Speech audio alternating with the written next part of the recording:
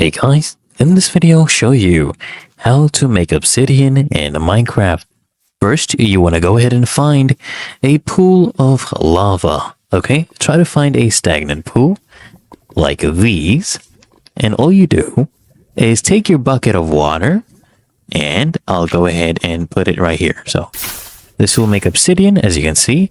I'll place it here, more obsidian for me, and even more obsidian. Keep repeating this process, and if you can try saving some lava by using a bucket and then reusing that lava. So for now, I'll just go ahead and place my bucket of water here, get a lot of obsidian, and then you just go and mine them like this. So I'll go mine my obsidian.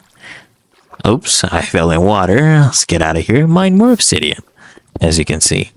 And it's really that easy and simple, guys. So I hope this helped you out. And now you can go make your nether portals or anything else you wanted to do with that obsidian.